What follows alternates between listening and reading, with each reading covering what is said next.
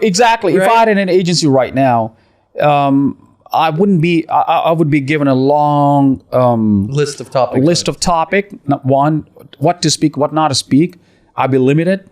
I don't want to be limited. I want to talk what I want to talk. I want to do what I want to do. You see, freedom matters a lot. You want to say nigger with a hard R and get away with it.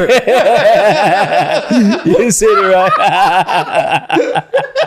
I got so much trouble. I didn't want to say that. That's too shallow, man.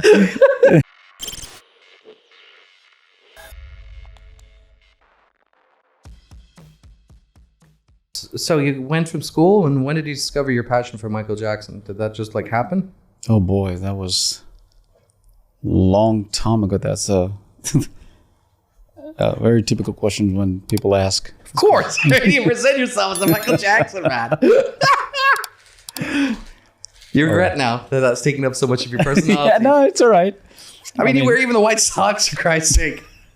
At least I had to show something, you know, come on. that I'm into the passion.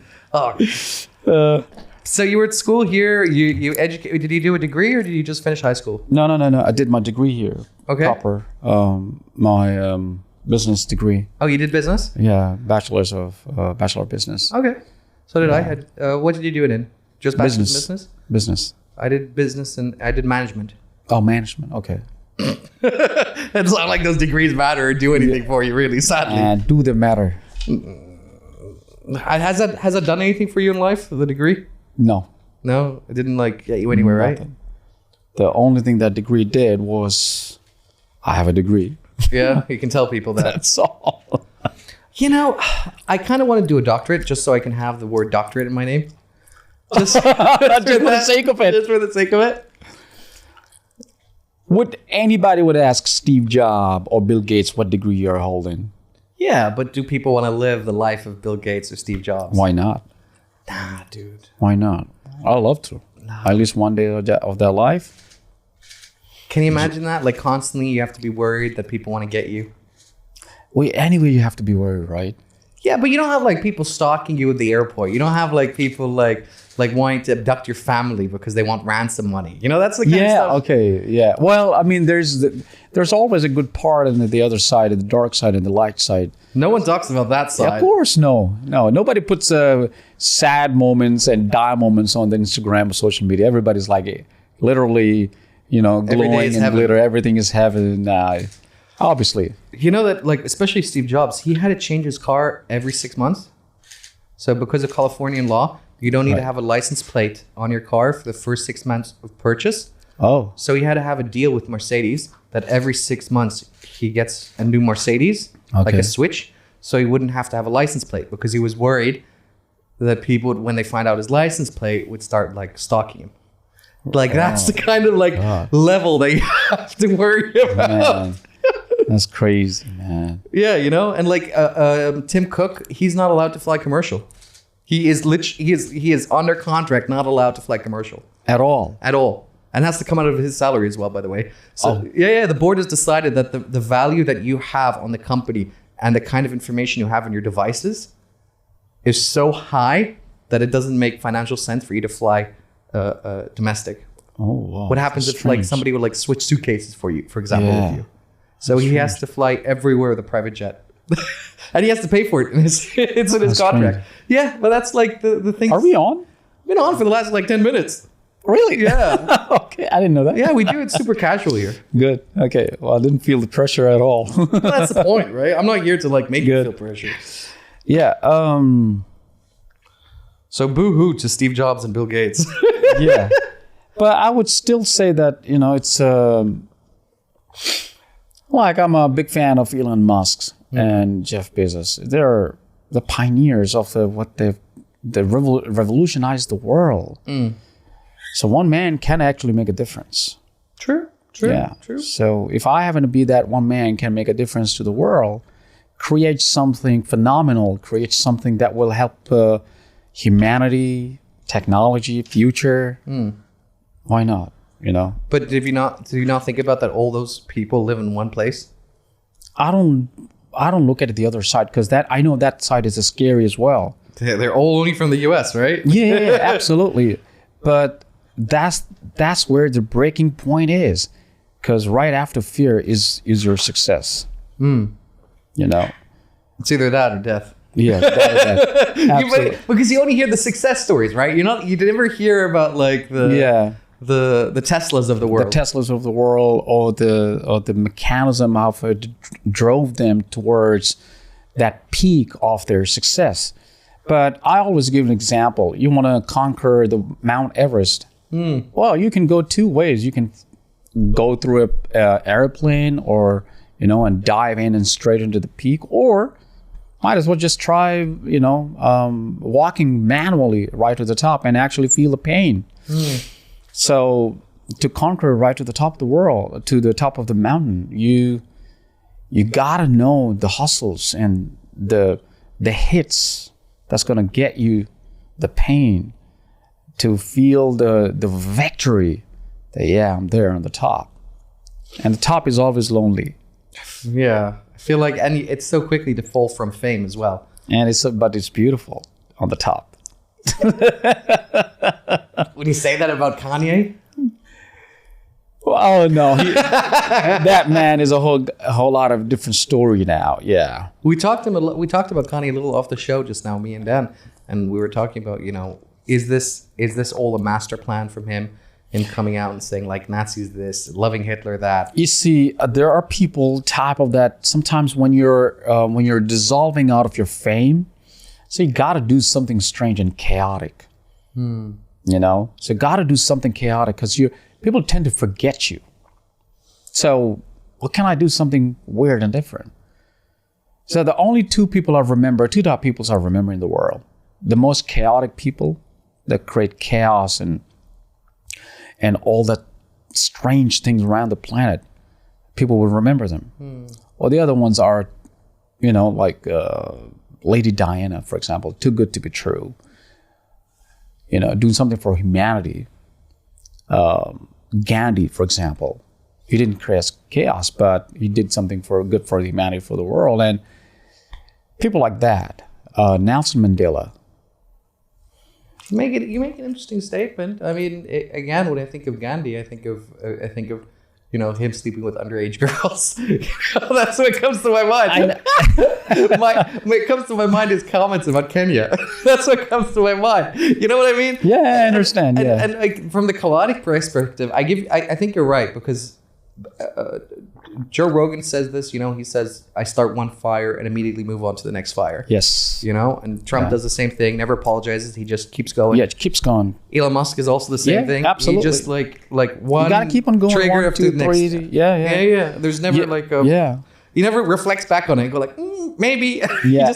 he just doubles down on the next thing. That's how it is done. You can't just you can't just let yourself die, especially when you have a fame hunger. No, you got to do something. It got to be something there that people talk about it. When people start to talk about it, that's when you're remembered. Yeah, I think you're right. You're right. So is that then your goal? You're going to come out and say some crazy shit? Might as well be that. Yeah, to be honest with you, it's a fact.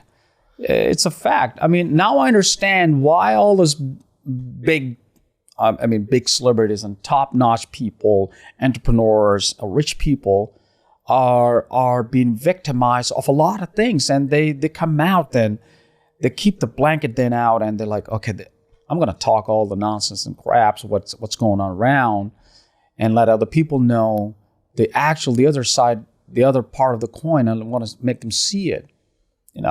Will Smith, best example.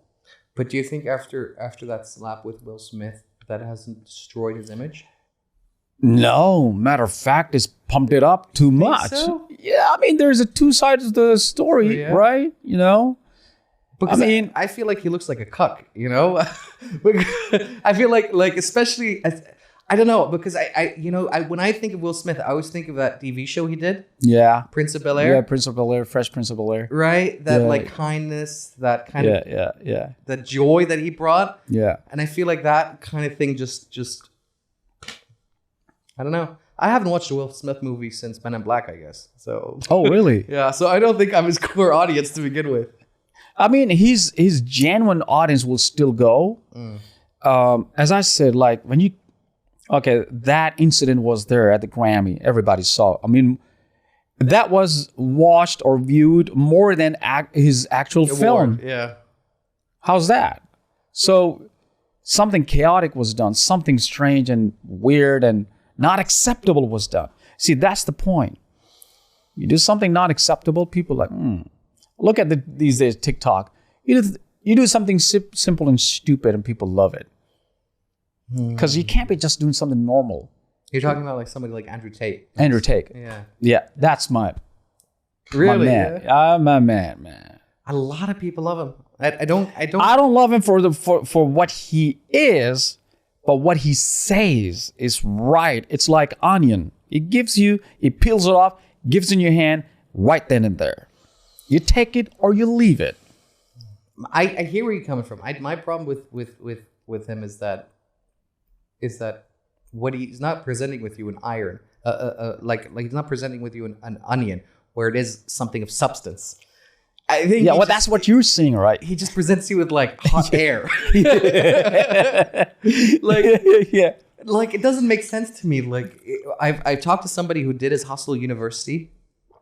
There's some kid, he spent some money on it. Okay. And he told me it's like a 2 or 3 month course. And so that's how the lock-in happens, right? Because he then says like, oh, look, if people didn't want to take the course, why are they not canceling after the first month? It's because they cancel the second and third month. He takes the course and extends it like that. Yeah. And he told me that most of the course is about is reposting Andrew Tate's content. Yeah. And that's how he gets that reach. He gets all these younger kids to be like, hey, post this, post that. Yeah. And I mean, his statements are fair. There's nothing wrong with it. Yeah. My problem more lies in that he doesn't really give good financial advice. He doesn't tell you how to break out of the matrix. Yeah, why would he tell you this? Right. I mean, after all that he's been through, why would you just throw out on the table and give it on the plate? Yeah, but that's his own fault, though. He didn't he went out in the world and said these comments, and so of course there's going to be a bitch slap on that, right? Yeah, I mean, look, he turned out to be the most Googled person on the planet. You see, well, which is amazing. Hats off to Andrew specifically that he did it while being in Romania. When was the last story that you heard of that happened from Romania, outside of the U.S.? Absolutely. You see, that's where no exaggeration, as I mentioned to you earlier, that me being from Pakistan, from a city that produces no talent at all. However, I'm originally born in Pakistan in a place called Sialkot. Mm-hmm. Now, Sialkot is the only city in Pakistan that produces productive things like leather jackets, sports material, and surgical material. Only from Sialkot. That's the only city in the whole goddamn Pakistan. Nobody talks about that. Everybody talks about Karachi or Lahore, but Lahore being tourist area and Karachi being tourist area. But Sialkot, if Sialkot stops that, there ain't going to be any production as such as that. Now, me coming out from there, everybody would be surprised that this guy from Pakistan do that. And I've been awarded by MTV. I've done a lot of shows. Every time they ask where you're from, I proudly say I'm from Pakistan, because that's where the breaking point is. So the talent not necessarily has to be from US or Canada or UK. It could be from anywhere. You see. But don't you think it has to do with the accent has to be lockstep and key? Not necessarily, no. I mean, Elon Musk, best example again. But Elon Musk, if you've ever watched his content, it's more about people speaking about him than things that he said verbally. You know what I mean? Yeah, I understand. Yeah. And his presentations, he stutters quite frequently. Yeah, he stutters. Well, people don't care about that. People care about what he's presenting. People care about what are his intentions and his way path of guiding people to the way that people could actually be benefited in a way. Now, it's up to us. Which angle are you looking from? You could be looking at 6 and I could be looking at 9. Both are right. No, I hear where you're sounding with the 6 and the 9 and that we can see it either one way or the other. All I'm trying to give credit to Elon for is there is no other speaker that I can think of that has the same expressions as Elon. That pauses. He doesn't pause, but he often loses his track on where his words are. He does, yeah. And sometimes he's just stuck, and he just makes the audience wait for like half a minute. And he's like, Yeah. No one else that I can think of, from Andrew Tate all the way to Steve. None of them. Andrew Tate, he just goes on from 1 to 10. That's what it is. And then take. That's what it is. So everybody obviously has a style of their own ways of speaking. And people started to accept it. Nelson Mandela, for example, has his own style. Barack Obama has his own style. Who else? I mean, Jeff Bezos has his own ways of speaking. But that's how they're known, for the way they're talking about, for the way they're expressing their I wouldn't say emotions, but expressing their experiences, expressing of the things that they've done in life or they know of. You have your different expressions, but you never know. People might start to love it. It's all about what you're talking and why. No, I agree. It is what and why. Let me tell you something. Not a long time ago, my another motivated that I'm motivated by is His Highness Sheikh Mohammed bin Rashid Al Maktoum. Look at what he's turned out Dubai into. Been here more than 3 decades, which I already mentioned to you. I saw this place from dusk to this. Literally magical. Dusk to dawn. Dusk to dawn. But from dusk to magical city everybody wants to live in. So spend my childhood. Would you believe that where the Burj Khalifa is right now? I used to literally go there during my childhood, during my school days, and my schoolmates and classmates, and we used to go there and play cricket there. For God's sake, in that abandoned, secluded area, we never knew that there would be the tallest building in the world over there. So one of the guy asked him, which he replied in a nice way. It's like, why are you building number one this, number one that, the world's largest, the world's longest, the biggest and all? He said tourism, stupid. Only one answer. Why not? Why not? What's not possible? But do you not feel like the UAE has become Dubai? Do you know exactly what I mean? Yeah. You know, like when you talk to people, especially from the outside, and they think Dubai is a country. Mm-hmm. It's like the Vatican. You're right. And people from Dubai will say like, yeah, I'm from Dubai. I work here, but I live in Abu Dhabi. Right? Yeah, I understand that. Yeah, that had happened to me many, many times. Like, if I were to live in Sharjah, I would say I was in Sharjah. Oh, where? I live in Dubai. Oh, okay, I know Dubai. That's because of as I said again, you got to do something chaotic. Burj Khalifa, it is chaotic. The tallest building in the world? Yeah. Burj Al Arab? Yeah. Palm? Wow. So if you walk in a normal street, like during the busy day, office days, and people walking, everybody walking, it's okay. But somebody screams, everybody looks at person. Sure. So you got to create the noise. You got to have something, as I said, what and why. So all that's to what and why. Do you feel like there's a lot of craziness that happens in Dubai? A lot. Really? Yeah, a lot. What are you seeing? Well, I mean, there's a good side and a bad side. Whatever side. I mean, in Bahrain, they've got like knife attacks and stuff like that. Oh, from that perspective, I have not encountered, honestly, any crime, really. Nothing. Yeah. As personally, no. As for my brothers and sisters and my homies, no. I mean, we walked around 3 o'clock, 4 o'clock in the morning. We were just walking, cash in my hand. Nothing. But interestingly enough, especially doing the show, while being here in Bahrain, we had like 2 or 3 guests on who had already been to jail. Oh. Yeah. And I didn't go into depth about why they went to the jail. I just didn't feel comfortable asking that, But in Bahrain, it's very rare that you bite somebody who's been in jail. I feel like in Bahrain, if you go to jail, it's kind of like a permanent business. Yeah, really? There's no exit. I feel like there's like... You could talk about this thing about Pakistan, like every single person, third person has been in jail, which is like normal, like norm. Arrest is different than Arrest, jail. yeah. Like you drunk behavior or you're doing something stupid. Okay, you get locked up for 48 hours or whatever. Yeah. And get out. But jail is like you're doing time. Yeah, you're doing time. But I mean, look, if you break the law, you're penalized. Sure. You know, you cross a red signal, you're penalized. So why would you break the law when you know there's a punishment? When you should know there's a punishment.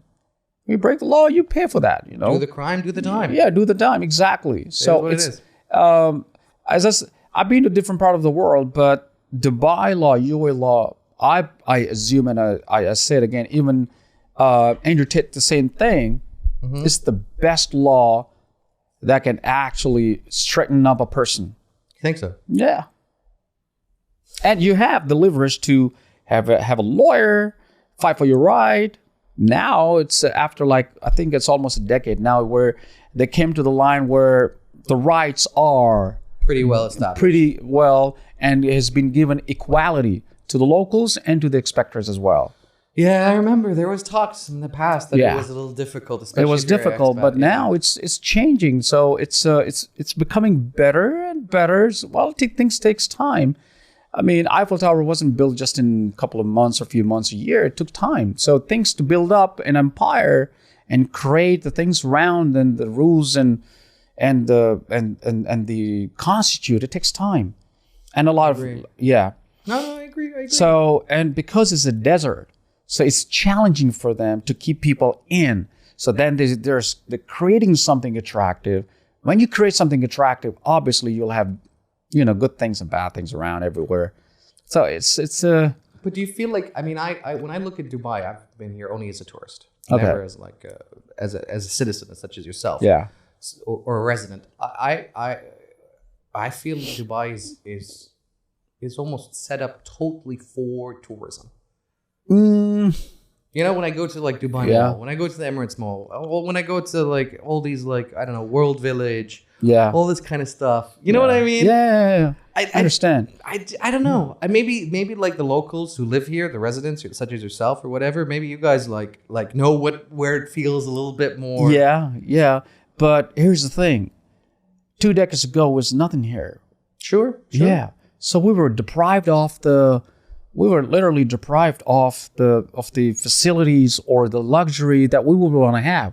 That's why we would go to Europe, or we would go to Hong Kong or China or Southeast Asia, Malaysia, and all that. So now we have everything here. We don't need to go anywhere. So which is in a way that one is secure. 2, you get everything here. 3, Dubai is the only city that you need to produce everything for yourself, by yourself, with yourself. So it's a self-driven city. How easy is it for your experience to start a business here and to be financially successful? 1 to 10, what would you give it at? I would. That's high. That's tough. Yeah, that's high. But now seeing the dramatic changes in Dubai, I would say 7. 7, yeah. And before it was what, 10? No. Before it was 5. Oh, really? Yeah. 10 being very hard, 1 being very easy? Oh, I was thinking from the other way around.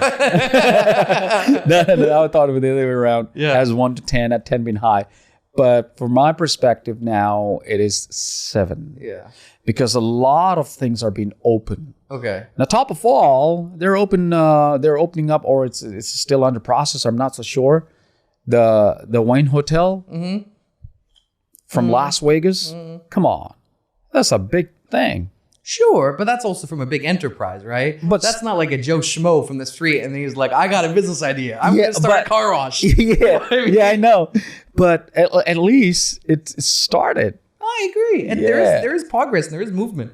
All I'm worried about is here, I can give you an example in Bahrain.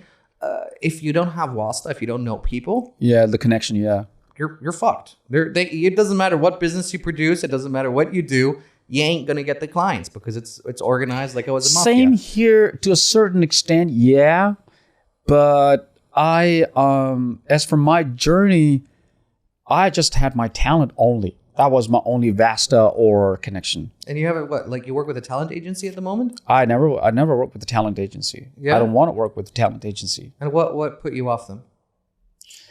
A lot of things, like, the cutting corners, Really? thesis, Okay. and listening to the certain rules that I wouldn't want to adhere to. Well, give me some example. I mean, people are interested. I've never worked with a talent agency. Neither would I want to. I think. They're not bad the talent agency, but there's some quite good talent agencies that I work with, but I wouldn't want to stick around and contract with them, because then I'm limited, because then I have to go to them and then approve it, and then the client offering something else. For example, there was a time like there was a client, I wouldn't want to mention the talent agency name now, with all due respect. He the client offered 25 grand for an hour show, live show with my dancers, and I was offered 12 grand. However, then we signed, because I was under their contract for 3 shows, and then what we performed, and the client was so nice and nice with me, and it's like, wow, did a great show, and I hope what I'm paying is that you're happy with. Said, well, I'm sort of okay. I'm not complaining.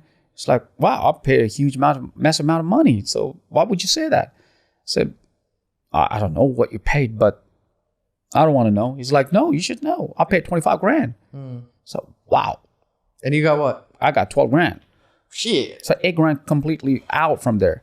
My dancers were literally exhausted. We did practice for 2 weeks. So considering 2 weeks rehearsal, on stage rehearsal, and real show as well. Yeah. That was That sucks. That sucked. I'm like, whoa, well, if you would have been 18 or 17, yeah, it would have been fair. Or 15 would have been fair. That's where it put me off, and I said, okay, I'm off the hook from the agency. Listen, if they take 25, but they had the deal was 25 and you get 11, which 12. is less than 12. Sorry, so about half. Yeah, but about half, right? About half. But if you got from that half, but they guarantee you 3 shows a week instead of 25 once a week. Do you know what I mean? I understand, but we never got volume. Yeah, that's what we had to deal with, but we never got more shows. More shows at all. So you got fucked. So I'm like, yeah, we got punked.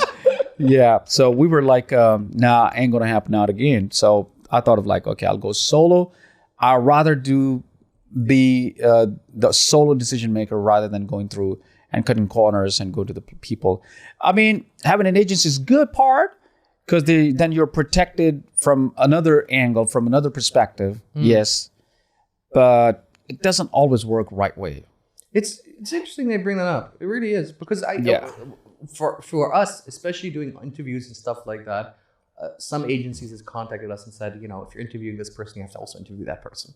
And I'm like, no, because I choose people I find interesting and I reach out to them. Yeah, if I had an agency right now, I wouldn't be. I would be given a long list of topics. One, what to speak, what not to speak. I'd be limited. I don't want to be limited. I want to talk what I want to talk. I want to do what I want to do. You see, freedom matters a lot. You want to say nigger with a hard R and get away with it. You said it right. I got so much trouble. Yeah, I didn't want to say that. That's too shallow, man. So we talked about Kanye West. I don't mind shooting the barrel of the fish. I don't care. So, go on. Yeah, so I mean, it's long time struggle, and one fine day you make up your marks. But who worked you out? Who helped you out? No agency, nothing. It was all by myself. I went to the top of the mountain without anybody's help. There was no agency at that time. So when you make up your mark, and when you put your cards on the table, this is what I want, this is what I don't want, and this is what my the minimum is that I would expect from you guys. It's interesting that you bring this up, because we've had also run in with agents from Bahrain side where we interviewed a few Indian movie stars. One was, what was her name? Pavleen, Dad? Pavleen Gujral? Yeah. And some of the agents then reached out and said, hey, you know what? If you want to keep interviewing the people that we're inviting to these shows, we want some money. You see, there you go. Yeah. Yeah. So Yeah. that was how that worked, right? And I feel like there is always a piper that's due, Yep. right? Absolutely. And you can't really get away from that. Yeah, you can't. You can't. So so there's always an agent somewhere, and there's always someone who's already. Yeah, I turned down 2 agents, not agents, were my managers. I turned them down because never worked. What the fuck is the difference between an agent and a manager? What agent is like can be from agency, from an organization or for a company. Why don't you just get yourself a PA then? It's too much to do. I'd rather reach out to the person straight by myself, understand the mindset, discuss directly. I did have the 2 managers, but I don't know. Their mindset is completely different. They wouldn't understand what I want to talk, the way I'm come from, and build up a bridge between me and the person, me and the other guy, the other person. Not just for the sake of money, but for the sake of the long-term relationship. Well, this is the reason I'm bringing it up. Forget a manager. Get yourself a PA, personal assistant. You know, they cost like $5 an hour. Yeah. You can get them from Upwork.com. And they will just DM people from Instagram and LinkedIn. I don't need to because I know how business work. True as well, but that's how you establish relationships and stuff like that. Yeah. By the way, something I'll tell a secret. Most of the people who think they're talking to me aren't talking to me. There you go. And it's amazing. It's amazing. Of course, like people like they have this like especially when we're talking about like from LinkedIn and stuff like that. 90% of the time, I ain't the one replying. I know. I know what you're talking about. And that's the hardcore truth. If it's not on my personal phone number, ain't happening. Exactly. Thank you. I mean, my followership started to grow up when I actually took the handle in my own hand. Until then, there was no such progress. Like the manager, it was a lady, and attractive, nice, good looking, talking, great. Got the skills as well, got what it takes, got the lollipops as well, you know what I'm saying? So, but it wasn't happening. I'm like, it's been 3 months and all you did was just nothing, literally, you know? You took me to the different places, you took me to the clubs and bars, made me meet with people, but it didn't grow up. Nothing happened, yeah. Nothing happened. So where's this water going? Where are you pouring this water to? So what kind of shows are you expecting? You want to be like in Las Vegas casino kind of shows where you want to do like a daily or... No, I would want to do concerts. You want to do concerts? Yeah, concerts and live shows. And that's what I love doing that. How does the licensing work and stuff like that? Isn't that a pain in the ass for you? Not for me. If it's the person who's ever the organizer. They have to like get the They have to look after it. No, it's not my problem. No. You don't want to like if you come. I think if you have like a complete project, if you show up to like I don't know, like a venue and be like, listen, I'm the performer. I got all the context to get the licensing through. Blah blah blah blah blah. It's this amount and we perform. You know what I mean? Yeah, I understand. I would try to like as a package. Yeah, it's a package. I try to do that. Matter of fact, somehow one way or the other, I did do that at the Rugby 7 Stadium in 2017. How did that work out for you? Was a whole kind of like a whole team, 15,000 people, and I give them a whole package. This is what it is with the band, with the singers, with the dancers, live performance for 2 sets, which is each set 30 minutes, and that's how it is. Licensing, well, I have the copyrights of the songs. Sure. That's all I have. Sure. So if you ever wanted to play live or after post-production, yeah, you can play it. I've got the copyrights for that. That's not a problem. That must be super attractive. People must be like interested in that. No? Yeah, they do. Not a lot of artists have the copyrights because I'm massively paid. Yeah. So do you keep doing that, or you just did that once and that was like, hey, that's too much work? No. Then I did for JBR Retro Festival, Music Festival in 2018, December 14th and 15th at the JBR. So that was an amazing show as well. Same way, same pattern. Send us the link later, and then we can add it to the. You'll see that I was with I was escorted by a lot of security guards, and it was really nice and great show, free for public. But do you get like a lot of people who come and want an autograph from your end? They do a lot. Yeah. Do you have any weird interactions where you're like, a lot, man? Seriously? Yeah. What's the weirdest one you've gotten so far? Come on. I had to literally run off the stage. No. What? Like somebody came and they're like, wanted to like tackle you or something? Yeah. Literally. I mean, right now I'm being me right now, which I love to be myself. But Sure. As turning into MJ, it's like You get possessed, basically. yeah. I mean, look, I already explained on the CNN. It's not me they come for. It's their idol that they're looking at as an image, somebody presenting at the image of Michael Jackson and singing his song in his style, in his ways, and his moves. So even if you don't have the real, but you have some presenter, so they get mesmerized with that, especially when I sing You're Not Alone song or Billie Jean, for example, all-time favorite, or any song as such that people love about that song. So they get mesmerized with that. And they want to grab the person and touch it if it's real. Jesus. That's so bizarre. Yeah, I mean, it's a blessing, but then sometimes the blessing turns out to be a curse. I can imagine. So, and it's a lot of sacrifices, man. Emotionally, mentally, physically. People they're not aware what actually. Now I understand the real artists. They must have been going through hell. It's not easy. I don't know. Do you suffer a bit from paranoia? I do many times. I swear. I know exactly where you're coming from. Insomnias many times. I know exactly where you're coming from. Yeah. I have this odd like fear of meeting like I don't care meeting people who watch the show. But what I'm afraid of is meeting a guest that I forgot the name of. You're kidding me. Seriously? We've done like over 100 episodes, so I don't remember anymore. Oh my God. And it's happened to me twice already where they come up and say hi and I don't know, like my brain is like gone. You're gone, yeah. Just brainwashed. Yeah, and they're like, oh, when is my episode coming out? And I'm like, Who are you? I swear. That's why I always wear black and the same pants. So when I put like blue, I hope that people don't recognize it.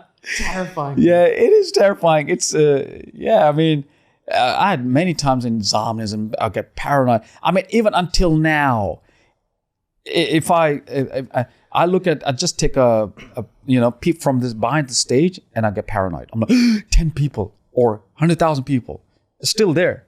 Fear. Do you feel the energy in the room when there's like a crowd waiting? Yeah, I do. Is there like a feedback with the crowd, or is it just like a really overwhelming kind of wave?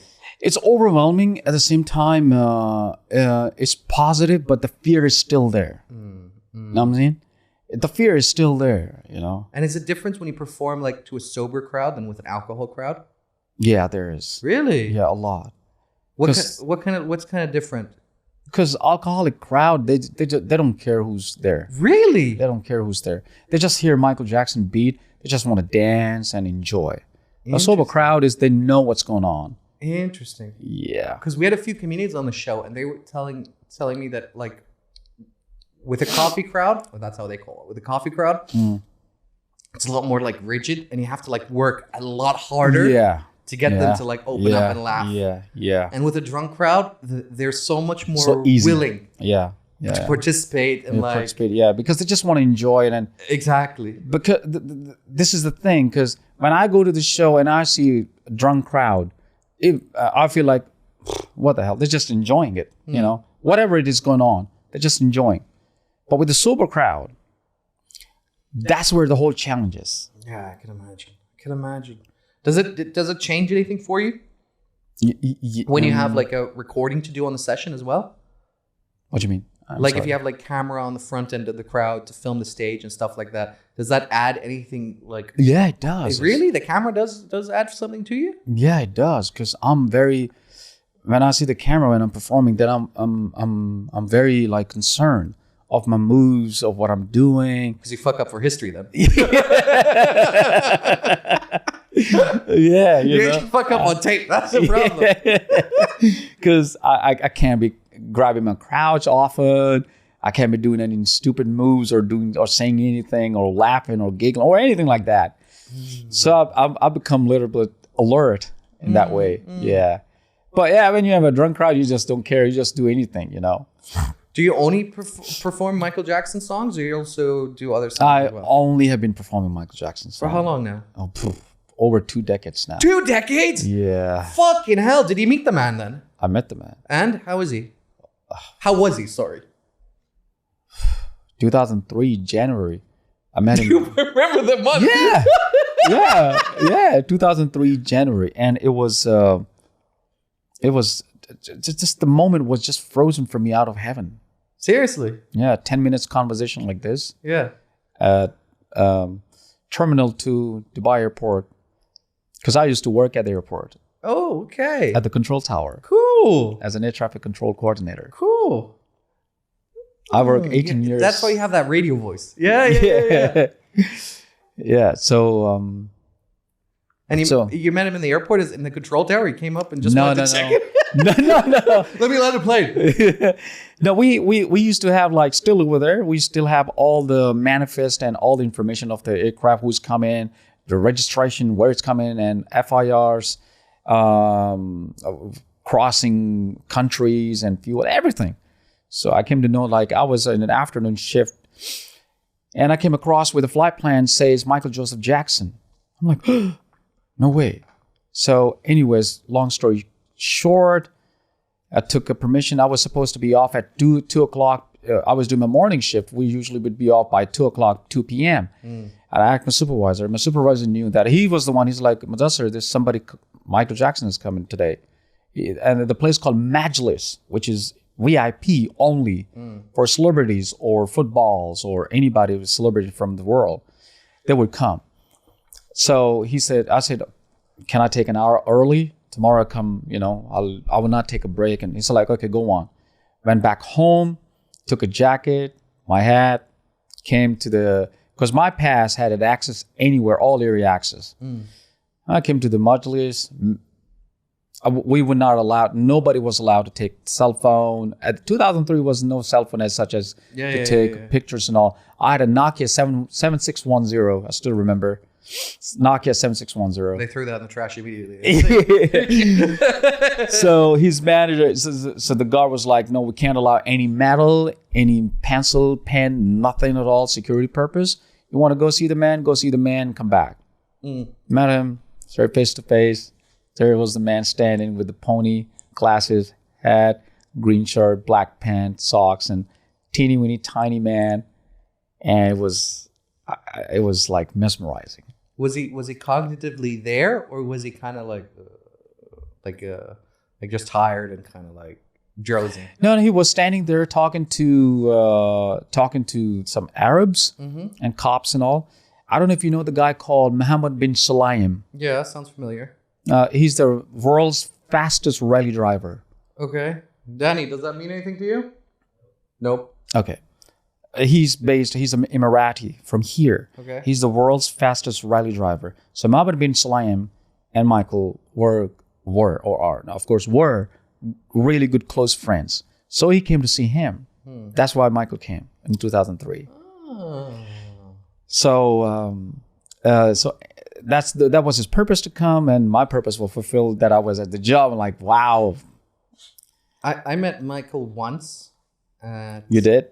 In Bahrain, he came. His brother. His brother is Jermaine. Yeah, and so I was at the beach, not beach club. They had something called the British Club there, and I was sitting there, I think, having a beer or whatever, and I just see Michael sitting not by himself. He just sat there, obviously, like with his hair. He was wearing like a white wife beater, shorts, the hair, of course, like that down. I had gray slippers on. I will never forget this in my entire life. He was surrounded by like Filipinos. And they didn't, I don't know what was going on in their head, but they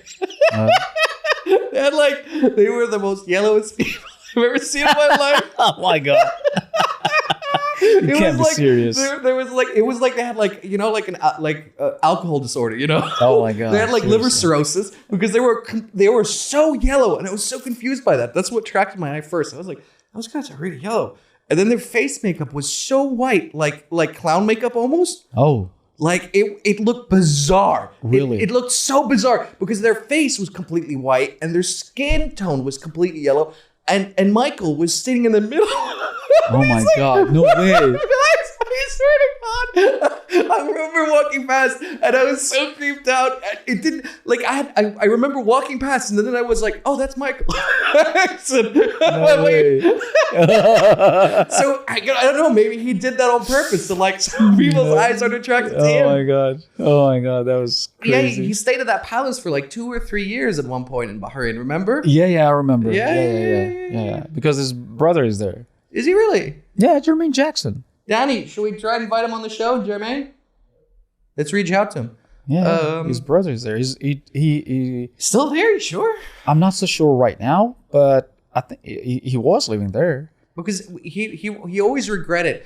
I remember he regretted like waiving his rights in the court and accepting a plea deal. Okay. And then after that this whole situation, I remember that the whole thing, he was being put to court again. And that's when he left the US. He went to Bahrain. He stayed there for like, I want to say a week. No, longer than that. Longer than that. He stayed like a good couple of years. No. Yeah. Couple of years. Danny, can you fact check me? Wow. I didn't know that. Can you fact check me? Yeah, I think he stayed a couple of years, not just like a few weeks. I'm not aware of that. Yeah, he stayed in a palace. Wow. With one of the I don't know if it was Sheikh Khalid or who, but he stayed. He was quite close friends. 11 months. There you go. Wow. I thought it was longer than that, to be honest. That's what I said. A year almost. Yeah. Yeah. I thought it was longer than that, but he just went there to hide, I guess. Wow. Which is weird because I think for Michael, I would have gone to like Vietnam or Philippines. The weirdest question Michael asked me: do people love me in Dubai? I'm like, what? Seriously? But did he say that rhetorically, you think? Or do you think he meant that like... Because he was always... What I noticed, he was always too unsure. Do people love him still? Because of his looks was changed. You know? So, I don't know from what perspective he asked me. But I said, the whole world loves you, man. Maybe he was asking me because of his looks or something, but... So he said, like, do people love me? Do people love me in Dubai? Michael, I think, is one of the most interesting people on the planet, considering his transition of how he was from the era of Thriller to Billie Jean to Smooth Criminal, and then to Blood on the Dance Floor. Yeah, that was like a whole epocha. And I don't think there's ever been a person who went to that kind of a drastic change, and still remained, such a huge fan base. Yeah. And a lot of people even forgot that he was black at one point, right? Yeah, seriously. Especially like more, I don't know what the right word is, recent fans compared like who liked his later work, who never really listened to his earlier work in the 80s with Smooth Criminal. Not Smooth Criminal. Which is the one where he's in the cinema? Thriller. Yeah. Or Jackson 5. Yeah, Jackson 5. You see, every artist, whether how can I say, every artist, if you look at the history of every artist,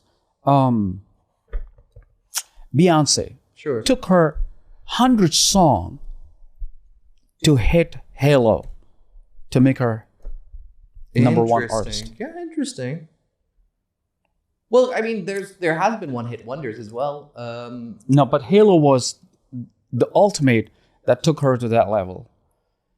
So, see, every artist, Apple, for example, Steve Jobs, it took them so many hurdles and challenges to be where they visualized to be at. You see, when you're persistent and consistent of what you want, I'm a very spiritual person. I first believe in God. And then I second believe in my consistency to what I want to achieve. Again, His Highness Sheikh Mohammed bin Rashid Al Maktoum is the best example. Wanted to make the Dubai known as around across the world? There it is. Now they're flying to the moon now.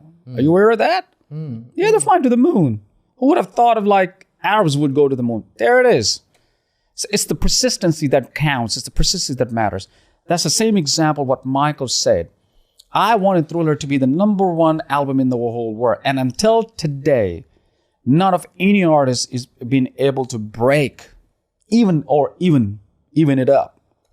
But I mean, Michael had quite the. I mean, he had quite the advantage. Don't forget that he started his music career as the early as 6. Yeah, he does. But there are many. Right? Yeah, but there are many artists, but their music died. Their music being forgotten. Elvis Presley, where is he? Oh, come on. There's a lot of people still dressed like Elvis. Still dressed like that, but they don't celebrate like Michael.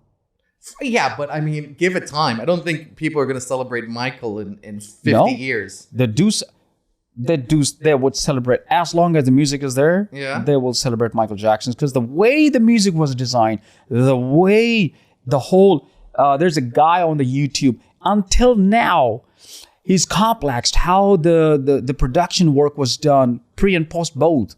During that time, in 80s or 90s, unbelievable.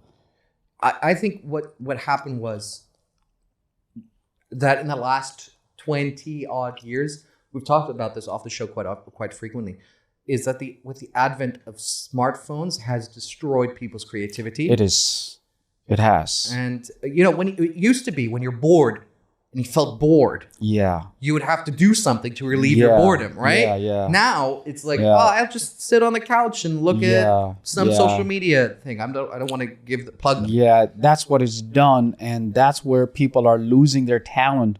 Most of the talented people are being, I would not say redirected, but they are being distracted. There's a difference between redirected and distracted. Yeah, because I don't think Dan, you know this. You're more of a music producer than I am. Has there been a new genre? EDM? No, EDM has existed since like the a long time. 80s. Yeah. Reggaeton? Yeah. Reggaeton? What is reggaeton? I didn't even know what the fuck that is. Holy crap. I'm old. Huh? What, like, isn't that just called beeped? No, that's reggaeton. Like when they just use their mouth to do the... No, that's the beatboxing. Oh, that's But the music... That's reggaeton. And add some certain elements. Oh, baby, when you talk like that, you make the woman go, man. That's reggaeton music. Isn't that just pop? No. Really? No. Can you look up when reggaeton was invented? Sort of like Spanish reggaeton or whatever, the reggaeton. So reggaeton. So there are a lot of music is coming. Mm-hmm. Look, everything has advantages and disadvantages, but it's up to you what advantage you want to get out of the phone. Like, there you go. Really? Yeah, that sounds about right. No, because this is what Vanilla Ice said. Yeah, I think it was Vanilla Ice. He said that both fashion, music, zeitgeist hasn't evolved in the last 20 years. Like, people aren't making new shit. Clothing is the same. Yeah. Nothing has really changed. So but it is revolutionizing over the period of time. But the taste of the music, remember, the melody will never be forgotten. The melody will always be there. Do you like you just said earlier? Do you not feel that people are more obsessed about their iPhone than about a musician? Yeah, there are. You right? Yeah, I felt like if you would have gone back 20 years, Yeah. people were really obsessed with Elvis, Michael Jackson, Clearwater Revival, whatever you want to choose, Britney Spears. People are like super obsessed about artists. Yeah. And I remember the epocha of both cassette tapes and CDs, how people would like walk around. Yeah, walk around with the Walkman. With the Walkman, right? Yeah, and that was like, oh, okay, he's really into his music. He has to have it with him. That's not only the artist being distracted, and also the relationship also distracted. You see, as I said again, and Elon Musk said, it's like, what do you have right now can do everything and anything within the touch of your finger. But it's up to you what you want to gain out of that. There's a lot of knowledge out there from the YouTube, entrepreneurs to TikTok. Mostly I watch most knowledgeable thing that can benefit my brain and then that can redirect or direct me to the right direction where I want to achieve. But during those days, 80s and 90s, the phone was there, but it was there only to be connected with people. You understand me? You know what I'm saying? Right now, the phone is not there just to connect with people, but it's to distract people. to distract you from whatever you've thought of. I shit you not. It almost gives me anxiety just thinking about. Like I was thinking in my head just now as you were saying this, that I want to see if I can survive 1 week without touching a device. No, you can't. Like without You iPhone, no Unfortunately, laptop, no nothing. Unfortunately, it's a fact. It's a fact. Like you can survive without your wallet. You can survive without your spouse, but you cannot survive without your phone. I want to try. No, you can't. I tried to do that. I feel God like damn, I couldn't. I feel like the Right, here you go. Have a phone that doesn't have all this. Just have a basic phone. That's what my friend did. He said he fucking loves it. He's got like that old Motorola. Yeah. Yeah. He said The no. flip-flap? Yeah. He said he's got nothing on it. Like StarTech. Exactly. He said if you need something, you call me. Like a drug dealer. I like the tech dealer. I don't know if you remember pager. Yeah. Oh my God. Yeah. I used to have the pager with me. So during that time, the options were less, both for artists and for people. So if you would want to go and talk to someone, you would call or actually visit them. You know, there was a glue of a relationship for artists as well as for people. But now the glue's not there. All right, you stay there. I know where you are. I know what you're doing. Send pictures and all that. So that is slowly and steadily, the options are too much. So it's fading and taking people away. And in a way, it's poisoning people with a lot of junks in there, a lot of options there. In a way, it's flourishing people and nourishing their mind because you can hear and read and see a lot of beneficial things as well. So it's up to you how you want to take. You know, it's up to you how you want to take for the benefits for what cause. You know, we have a rule with our friend group that is that when we're going out to a restaurant. Yeah, everyone no has phones. to pull the side Absolutely. of the phone. The first person who touches the phone has to pay for dinner. Good. Wow. That's how the rule goes. Nice. And so nice. It becomes very competitive. Absolutely. You see, everything in the world has good side and a bad side. Why won't you take the good side out of that? Why would you take the bad side? But people, because of the bad side, I want to know what the hell lies in that bad side as well. So I would want to explore that too. Why would you want to explore that? Why would you want to go to hell? But when there's a staircase to heaven. Yay, what a reference. Yeah. So there's a poison. The poison and somebody said, you know, it's like salt and sugar looks the same. Mm-hmm. And you got to be geniuses enough just... And the flour too. And the flour too. We used to serve people, but until recently, we served people coffee with flour because we thought it was sugar. Not just one or two people. We're talking about like maybe 50 or 60 people. Yeah. And they all said, this coffee tastes weird. And I was like, yeah, the beans, you know. That's weird. God damn. So you've been doing Michael Jackson. What's the transition? Where are you going to go with it next? Well, I mean, it comes a time when you go like, okay, that's the max I can go to. You're bored. Not bored, but there comes a certain age, there comes a certain time when you feel like, that's it, man. I'd rather be doing something better. What's that? You know, have my own business and have my own things and, you know. Your own business is hard, man. No, it's not hard. Fucking is hard. It's never hard. Nothing is hard. Hey, Dan, is owning your own business hard? Sorry, I feel that's unfair. No. In my dictionary of my life, I'm a very optimistic person. I always say, I just don't know how to quit. But buddy, you work an 80-hour week, so you don't have to work a 40-hour week. Yeah. Right? That's what owning a business is like. Steve Jobs said it best. It's like eating glass. Unless you enjoy it. Unless you enjoy it. There's no way you but can go there's through no it. way out. But that's the way it is. This is the only way it is. You want to wake to the top, you got to fall down many times. You got to accept failure. You see, failure will teach you the best that success won't teach you. What's happening? Oh, the AC is too cold for you? Oh, okay. Bitch. We're just feeling too hot right now. Yeah. Oh, Danny, you want to go to Lahore? You whore? I've been thinking about that line for the last 30 minutes. Lahore. Matter of fact, Lahore is like Lahore. Exactly. Because La is the French. I would feel bad. How many people makes that joke every day? Oh my God. Yeah. Do you think I reckon they have to? Do you think they're ever going to change the Lahore name, like how they had to change Delhi? No, I don't know. Bombay had to change as well to Mumbai. Yeah, I think they should change. Lahore to, I don't know, a whore. I don't know what they're going to do. Every time I tell my friends I'm going to Lahore, I'm like, whoa, you're going to whore house or what? Yeah. Where you going? Tell me. Fuck, you know. Yeah, so, I mean, yeah. What kind of business do you want to start? What's the situation like? You got any ideas? If I were to do something, I would... Car wash. No, not car wash. Money, dude. Restaurant. Restaurant? There ain't no money in restaurants. No, there's a lot of money. No. I'm telling you. I've seen a lot of people. But my father was from a restaurant industry. I've seen it growing, how people grow. I can go give you thousands and millions of examples.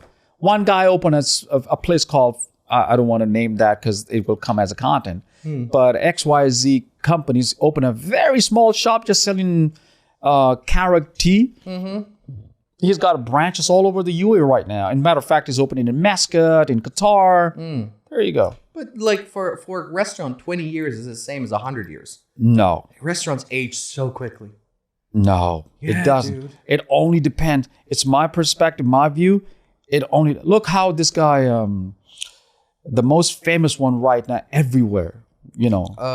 From Kitchen Nightmare, Marco Pierre White. No. There's a bunch of famous chefs. The guy who's... Says fuck all the time. No. Who? No, The guy who does not the this? Salt Bay. Well, he's the best example as well. One of the best I examples. heard his food is pretty shitty, by the way. Yeah, well, it's pretty expensive. People pay any kind of amount to go there. Really? Yeah. Just to have that dickhead. Yeah, I just mean, rub look, some all the money. celebrities going to his restaurant everywhere. What? Seriously. And then, I forgot his name. He's got a he opened it up in Burj Khalifa. His sandwiches are really best in like affordable sandwiches. In Burj Khalifa? yeah, Affordable sandwiches? not the sandwiches, but he's got a restaurant in Burj Khalifa. That's a restaurant, but he's got like other small restaurants everywhere around, and he's made it. You know, he's made it. Lou, you want to go check it out? Yeah, it's made it. And I've seen people. You see, again, anything you do is persistency. Anything. What Jeff Bezos used to do: sell books online, and where he is.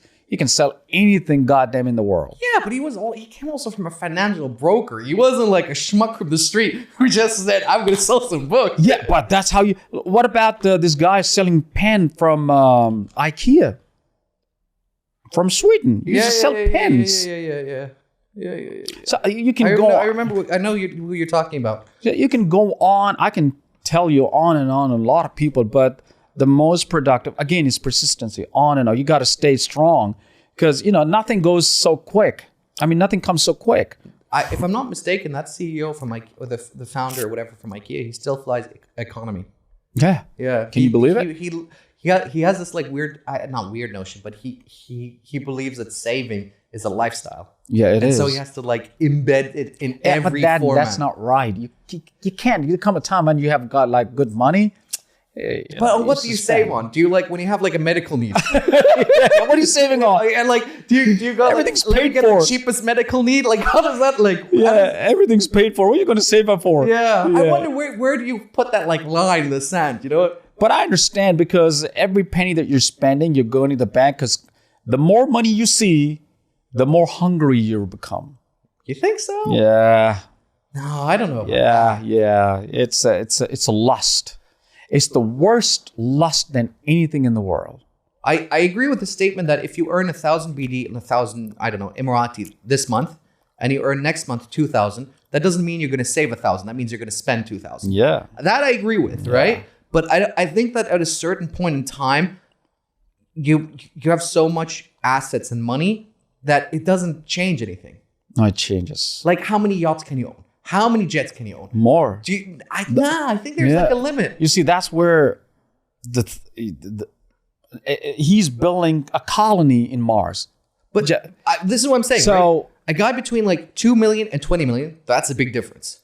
Between 20 million to 200 million isn't a big difference. Like there's not like arguably. It's only zero difference. It's a zero difference, sure. Well, it's more than a zero difference. But I feel like I feel like the between those two, it's not like you can do infinitely more with 200 million that you couldn't do with 20 million.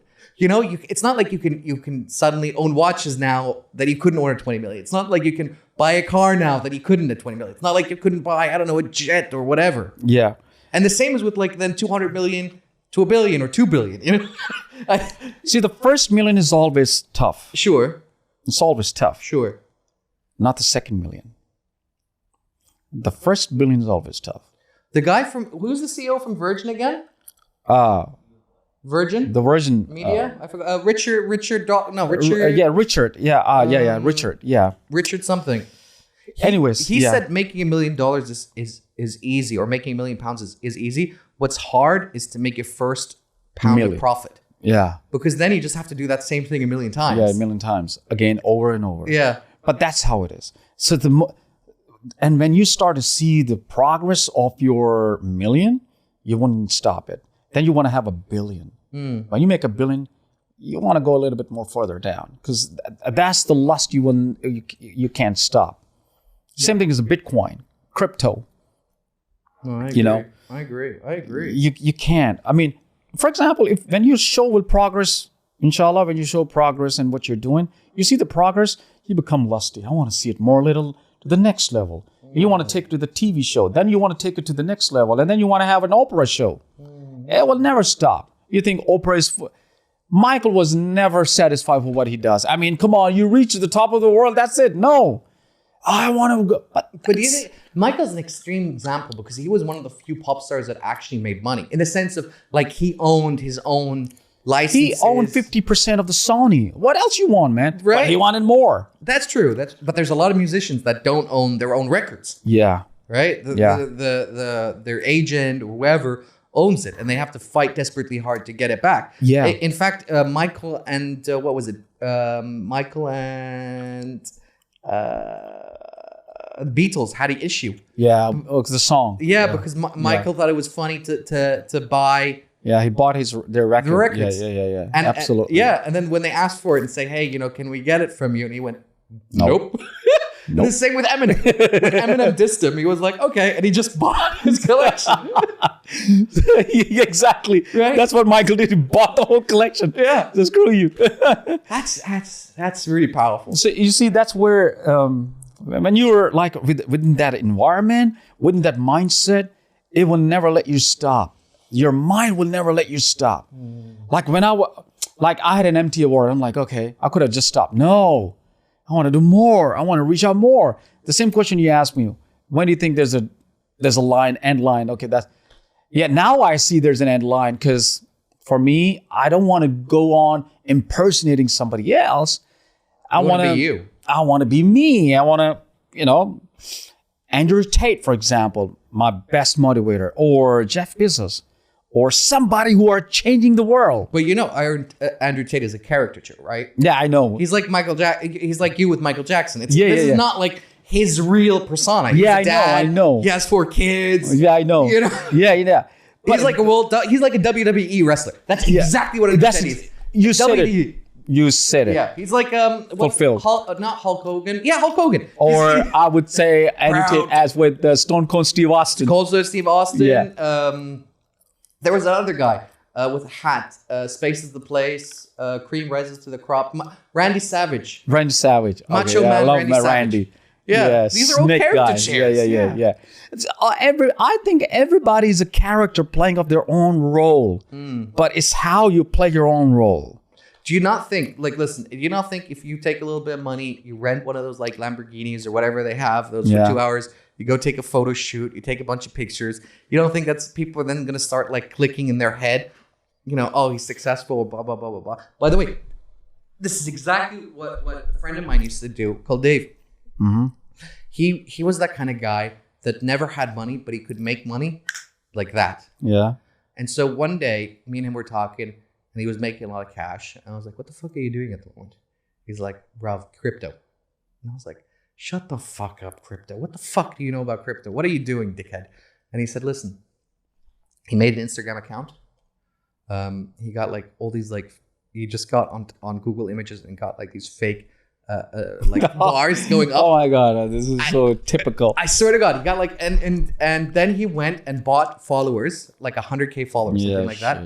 Then he went and just typed in hashtag Bitcoin or hashtag crypto, and then went to 100 people and just DM them the same message saying, hey, you know, I started a crypto business and I do consultancy and it's like $50 and I'll send you a PDF, blah, blah, blah, blah, blah. And I think over 10 or 20 people replied to him and sent him on PayPal like $50.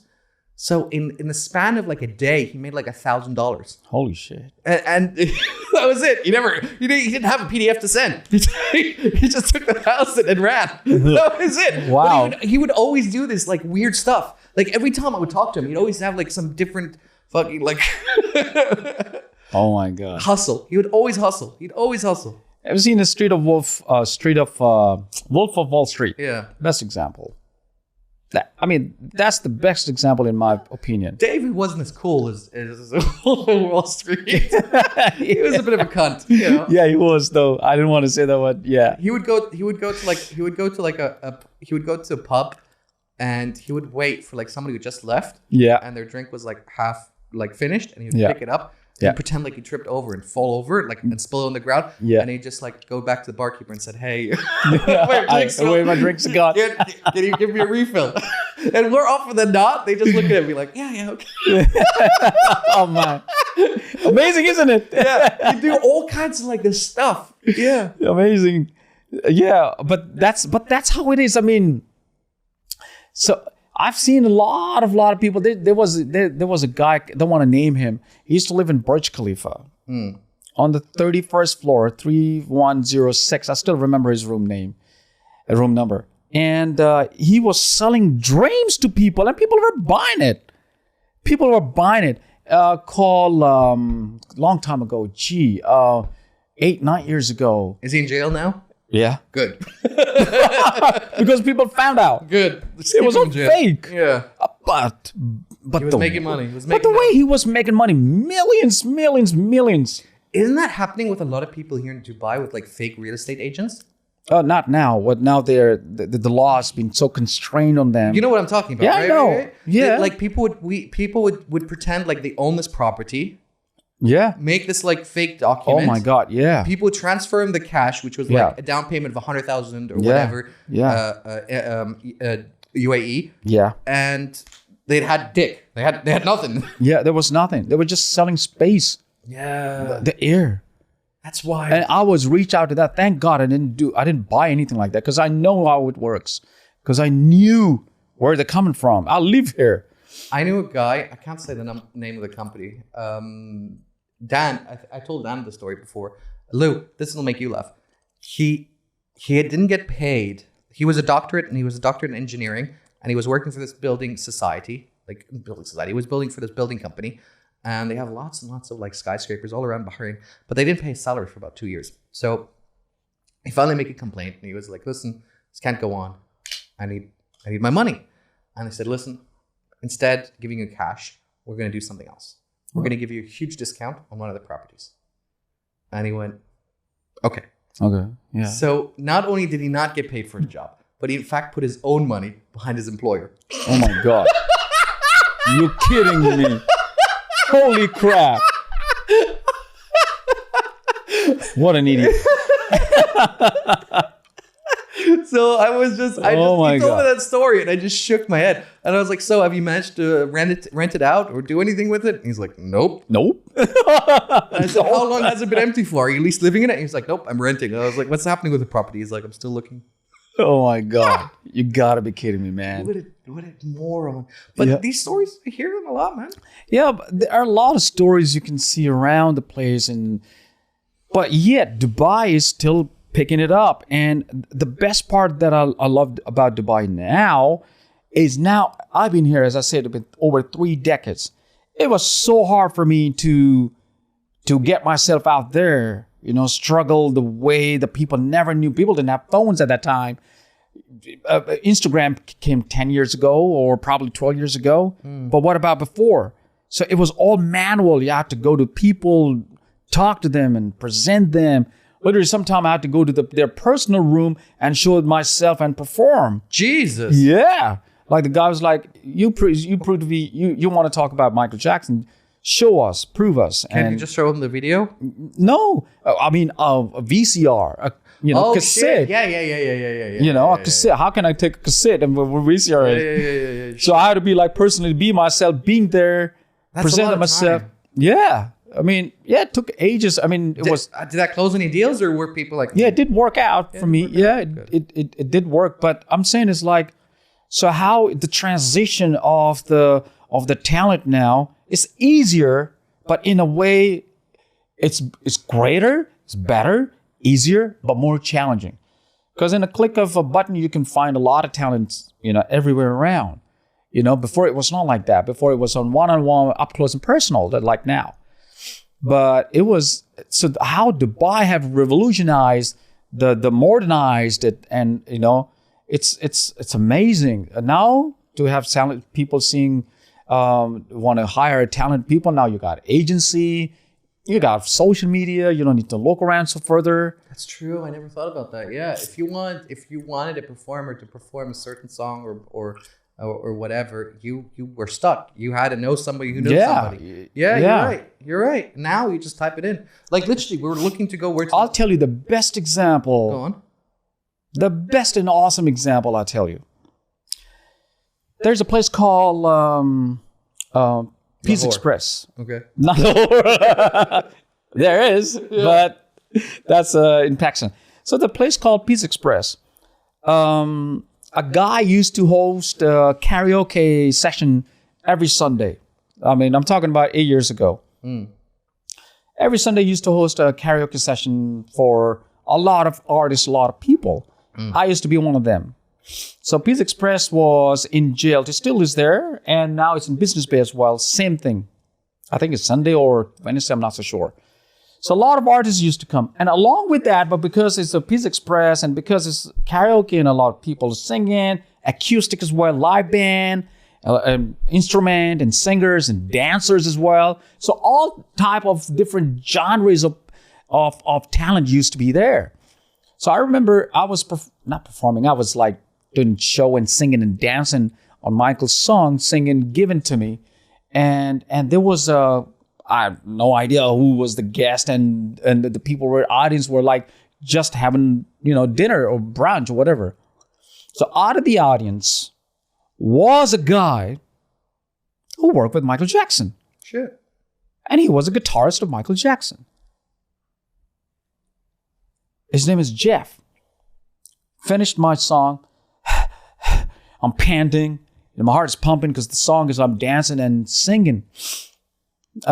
He came to me and he's like, wow, great job. And I said, thank you. Wow, great, amazing. Thank you so much.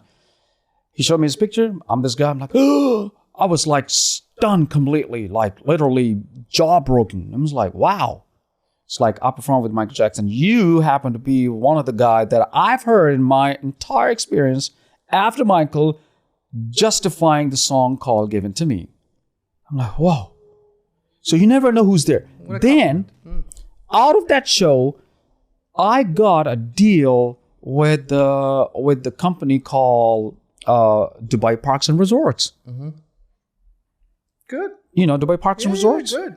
Now, in 2016, they had a show called Rhythm on the River. Rhythm on the River. So the stage was built completely on the water. So I was picked up from there, just like Ed Sheeran was picked up from one of the karaoke bar. So I was picked up, chosen up from there. And then turned out to be, the next thing I know is a call from the government to do a Michael Jackson show for 3 days, 3 shows per day, at each show, 3 songs per session. Oh, wow. Understand? Yeah. So 3 shows. That's 9. Yeah. So 9 songs per day on the floating stage on the Riverland. Cool. And good money? Fantastic money. And the next thing I know, when I signed the deal, the next day I know that my name went all over the world. because they wanted to promote the Riverland and Dubai Parks and Resorts. More than 25,000 people came to see my show. It was free for public, but obviously good paid money. Name was different, was marketing and everything was great, amazing. So what I'm trying to tell you is like now after such a long time, there were the opportunities and people coming, artists coming, somebody's grabbing the artist, agencies started. Now it's easier.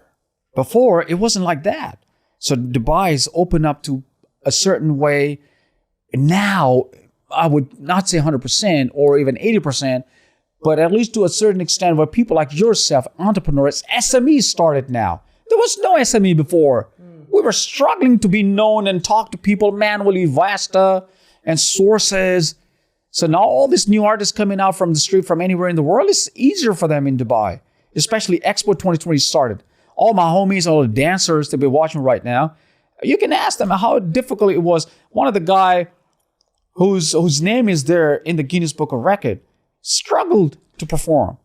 But now he's performing in different places and because it's easier. The social media, Dubai has opened up now, thank God. After from 2018, 1918, where you're talking about. No, it's after 2012 or 2013. That's what you mean. Okay, I thought you meant the COVID times. No. The COVID time was completely disaster for everybody. Yeah, especially as a performer, that must have burned like crazy. Yeah. But it was a great thing as well for me. Yeah, you realized Michael Jackson isn't something you want to do for the rest of your life. No, not that part. That was a long time ago. Well, you know what you brought up, by the way, is something, there is an expression in Arabic. It goes, كل حاجة في بالك. كل حاجة في بالك. Yeah. Every movement has a blessing.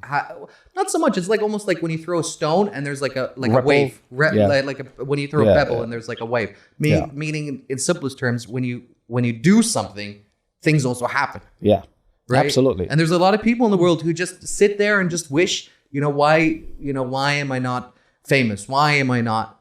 Why would you sit your ass down there? Exactly. Do something. Exactly. You're not out there in a bar. You're not doing karaoke. You're not doing anything. You're just sitting there. Why you just go out, reach out to people. I just go out, reach out to people. I tell them this is what I do.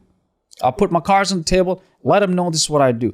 You got to be outspoken because if not outspoken, nobody's going to care about you. I agree. Even this, which weirdly enough, not so much for me, but... let me ask you a question. Go for it. No, Pepsi. Everybody knows Pepsi. Everybody knows Pepsi. Yeah. Do Pepsi still advertise? They do. Why?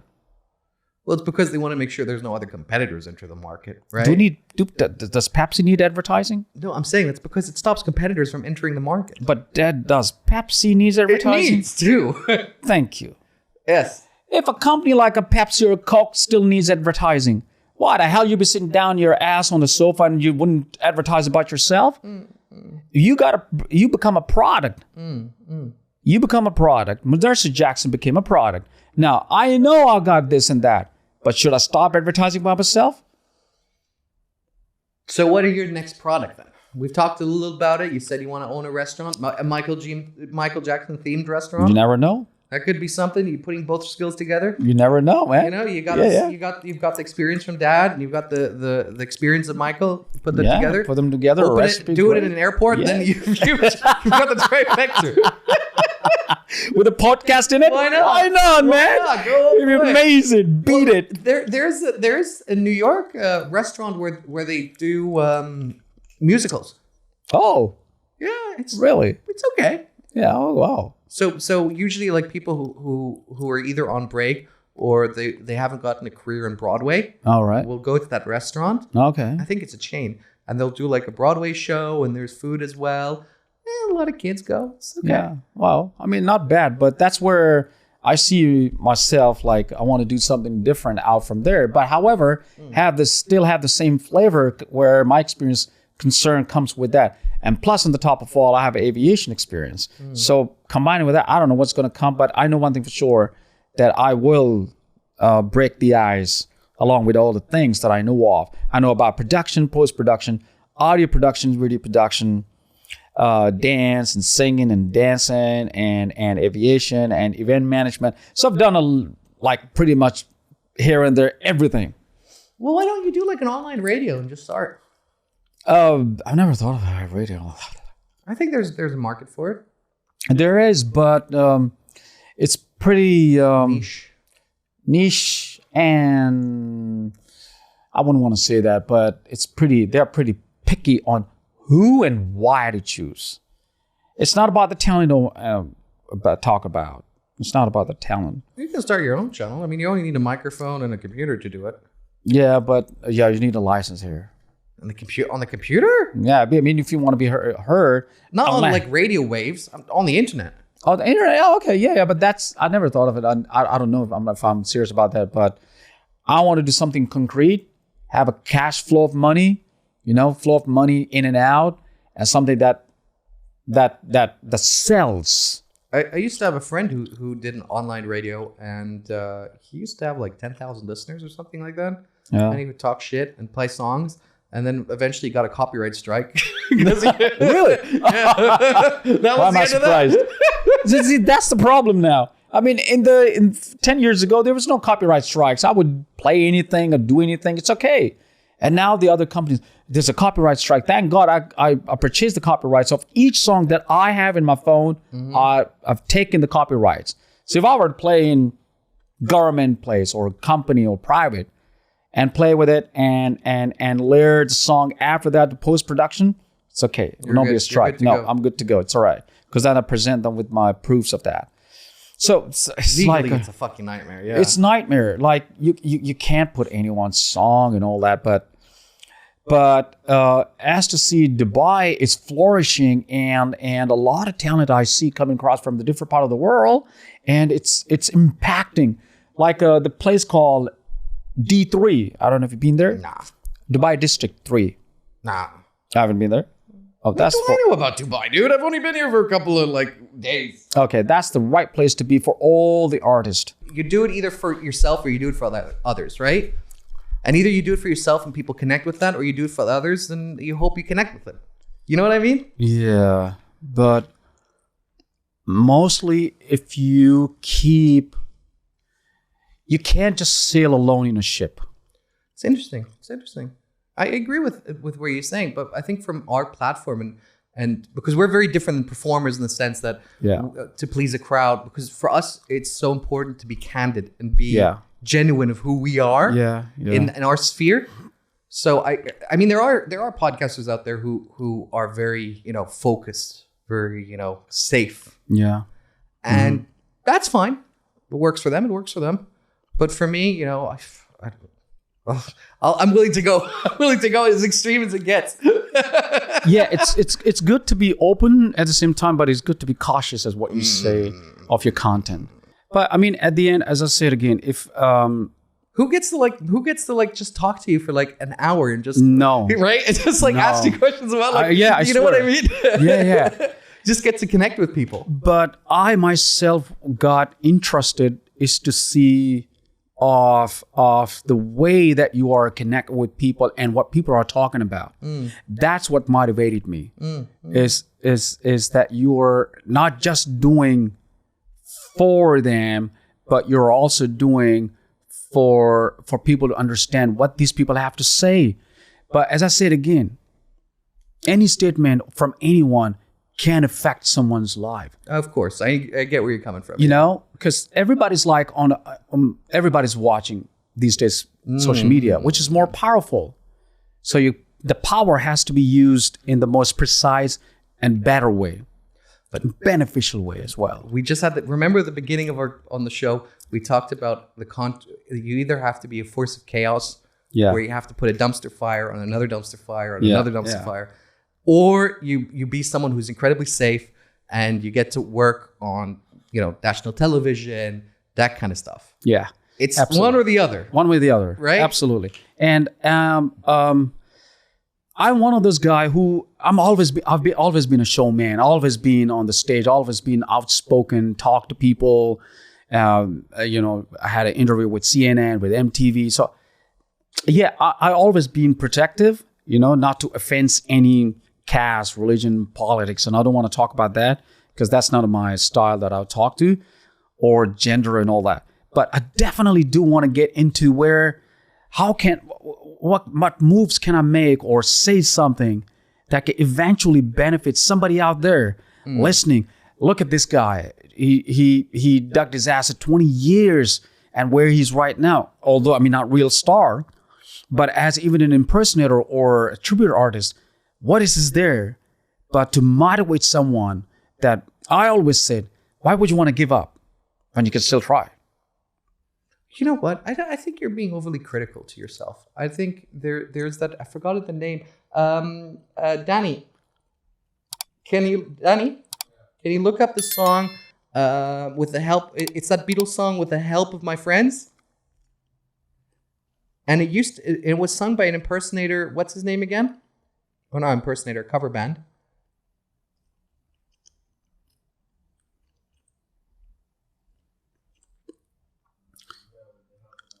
Yeah, it's a Beatles song, but there's another guy who did it. Can you look it up? Joe Cocker. Joe Cocker.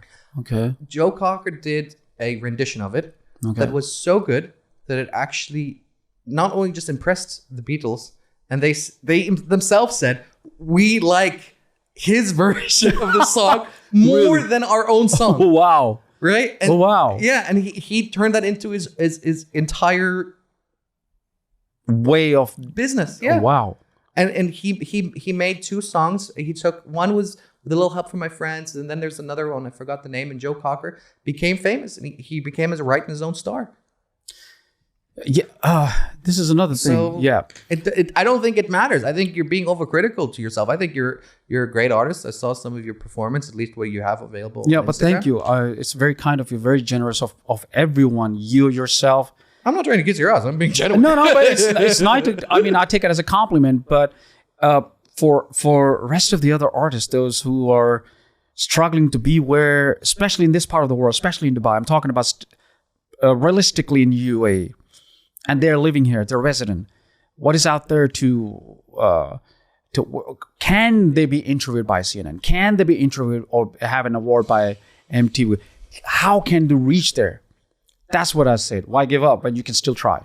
But do you not feel like you could have gotten a lot further if you were in the US? If Yes, you made that movement? I'm sure. I was offered many times, several times. And you don't regret not taking that choice? Yeah, I do. Well, I mean, I don't have regrets in life, but yes, I could have taken that. And do you think back and being like, hey, you know what? Maybe now it's time to make the move? You can always come back to Dubai. Yeah, it's okay. Absolutely. I mean, I was offered from Germany called the Michael Show back in 2018. I was offered a 60 show for 6 months, a whole package and everything. I couldn't take it because of my job. I was restricted. I had to leave my job and be there for 6 months. I couldn't take it. Twice I turned down The Voice UK again for my job. But now I'm solo and doing everything myself. Yeah, I would love to. I mean, singing will always be there inside me.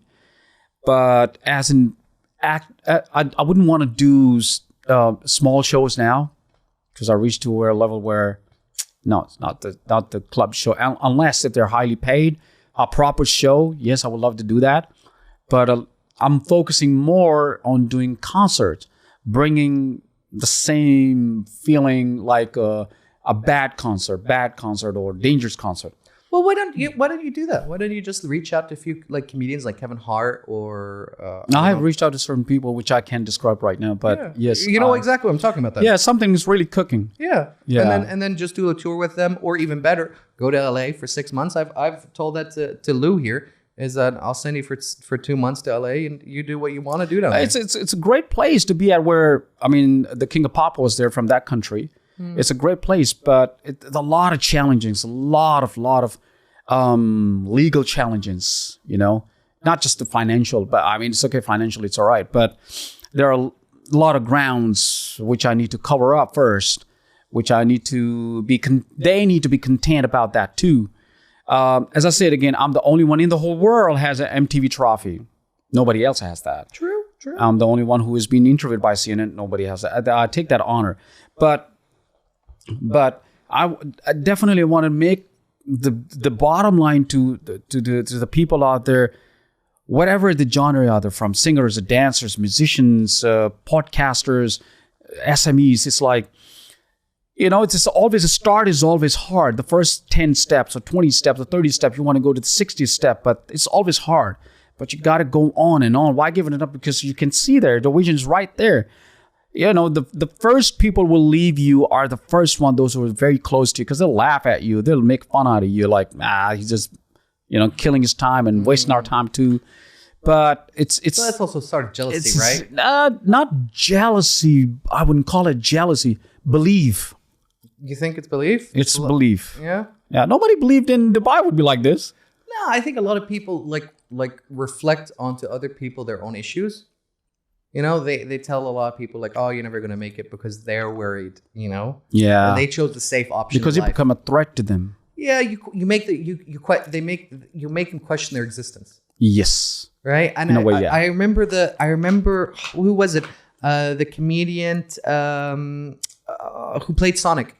Who played Sonic recently in the movie? Ace Ventura. Jim Carrey. Jim Carrey. He recently said, you can fail at doing something you don't want to do, so might as well fail trying to a lot of time. You want to do. So you learn it. Yeah, right. Yeah, absolutely. And there have been a lot of failures. I'm sure there are a lot of failures for many, many people, for everyone, because failure is the best recipe. It's the bestest recipe, man, that teaches you every goddamn thing that a success won't teach you. Because it teaches you how to be successful. I met this guy once in university, I remember, and he was telling me he applied for a job at not Starbucks, at Pizza Hut. And I said, okay, you like pizza? And he goes, no, I just think that the company's safe. And so I just want to be safe. Okay. And I was like, how are you ever going to move up in your favorite Pizza Hut place if every decision you're making is going to be a safe decision? Yeah. Yeah? Yeah. And he just looked at me like kind of shocked. And he was like, I just want to be safe, so I'm just going to work there. And I was like, oh. Good. Good. Hallelujah. Live your life. And I was like, cool. Hallelujah. Yeah. But there are people like that as well. That just... Yeah. There are people. There are. I can bring on Andrew Tate and Jeff Bezos and Elon Musk. All of these people had something in them. The spark, the light, the fire was there. What made them bring that fire outside of the planet? Well, Lou right here, Dan is the reason why. Honestly, Dan is the reason why we're here in Dubai at the moment. Because I thought to myself when he first pitched it to me, I was like, listen, I'll tell you something. Of work. Yeah. It's a lot of travel. It's a lot of fucking things to bring over here. I agree. I mean, this is a great thing what you guys are doing, honestly speaking. Exactly. It's not easy. That was all Dan. And Dan like really, really pushed it and really tried to sell it. And then eventually I was like, fuck it, Dan, if you can put it together, I'll spend the money. We'll go. And you got it completed, Dan. So congratulations. Yeah, that's belief. And I really don't regret coming. You did a great job. Because he goddamn believed in it. So your belief works for you. You see, universe around us works for what you're perceiving. That I agree with. Yeah. So if you were to do something and you want that so greedily, terribly, madly, desperately, leave it and let it work. It will work. There's nothing can stop. Nothing. And I can bet my life on it. Nothing can stop you from what you want. The only condition is belief. There's how does that saying go? If you want to succeed as bad as you want to breathe, then you're not going to have an issue at all. Yeah. Right? Right, absolutely. You see, you could be, Mudassar Jackson can be anywhere, but still can be Mudassar Jackson. Or Andrew Tate can be, he's in Dubai, but he's still Andrew Tate. So that element would never be separated from him. So you guys can be anywhere, but you guys still can be floating on the same platform that cannot be separated from it. It depends on how are you doing it still. So give me a quick, we don't have much time before we have to wrap it up. So give me a quick talking point. How do people find you online? How would people want to book you if you still want to be booked? I don't know what the situation I still would love to, yeah. I don't know. You're the one who told me earlier in the show, hey, you know what? I don't feel like doing this anymore. But not yet. I mean, I haven't drawn the line yet. But yeah, I mean, as in down 5 years down the line, yeah, maybe. I mean, I love to. You don't want to retire on this, basically. Yeah. There is a year of my retiring which I know of, but not yet. Okay. So yeah. So how do people want to book you if they want to book you? Yeah, well, through Instagram, which is Mudassar Jackson Official. And then Facebook is there, Mudassar Jackson. No TikTok? No, there is a TikTok as well, but I'm not too actively on the TikTok now. Man, with the Michael Jackson moves, I feel like you get like loads of followers. No, TikTok is pretty. It's a lot of chunks and junks there in TikTok. Yeah. Yeah, I feel that. That's why I don't know. I'm not a TikTok fan yet. Interesting. I feel like, especially with dance moves and music, you definitely capture it. No, it is good to be. I'm there on the TikTok as well, but not too actively on the TikTok. But I'm very particular at choosing who to talk to where, because there are a lot of chunks and junks out there. Instagram still has its credibility. And how do you know when you get a DM is genuine, and how do you know when a DM is like? Yeah, well, obviously the content, the words, and interesting. Okay, so that's how you judge whether it's real or fake. The email, the text the DM comes, stays. It doesn't directly inboxes me. I have to read it first and then accept it. Then you can see that I've seen it. Yeah. So the security or the privacy is still there. So what kind of messages do you mostly get from weddings? From mostly corporate clients, which is amazing. That's what I recently did, a corporate show for one of the client who happened to be a Michael Jackson fan, and we did it in Caesar Palace Hotel Dubai on Blue Waters. It was fantastic, one of the kind show, me and my dancers, and that was straight again from the Instagram, and then turn out from the WhatsApp private number. Then I see who is that entity that I should be giving my private number to. Any entities that you would be interested in working with? Sony, potentially, maybe Rode. Who would you like to work with? Reach out. I'm trying to sell pitch you, buddy. I mean, Ferrari, maybe. I don't know. Give me. I'm open to anybody, honestly. For a birthday party, it depends on how it is and where it is. Goddamn, big concert. I wouldn't mind working with anybody. And how much overhead? Like, how much time do you need? Like, if some dickhead like messages you like 2 hours before, no way, impossible. Right? I'm not just street walker, just walking, with the Walkman and all right, I'm ready to go. No. So give me an idea. How? Like at least 5 days heads up. 5 days heads up. Yeah. Yeah, it's a preparations and planning, and maybe I have something else already lined up. Like 31st night, I've already lined up. So exactly. So tell that to the crowd, right? So okay. So they should give you about a 5 day notice. That's minimum. That's very minimum. That's a very short notice. Yeah. At least a week's notice. At least a week. Yeah, that's durable. So then you can plan it out. There's a plan it out. There's a practice. Then there's there's a lot of things involved with that. And what's the minimum amount of time? I can't imagine you'd show up for like 10 minutes, right? No. There has been time when I just came for like 10 minutes. Meet and greet, and that's it. Bye-bye. Okay, so you do that as well, yeah? Yeah, I do that, but then it has to be really worthwhile. Okay, yeah. Yeah. But what would be worthwhile for you, like time-wise, generally? Performance-wise, at least 30 minutes. At least 30 minutes? Yeah. And you've got a whole crew together? Yeah, absolutely. Okay. And those are the top-notch dancers from UAE. Really? Yeah, okay. Absolutely. And they're top-notch B-boys, hip-hop dancers, circus dancers. They're known around the UAE. And what about a fan base? Maybe there's like a girl or a guy who wants to get into the media world as a dancer. How could they potentially work with you?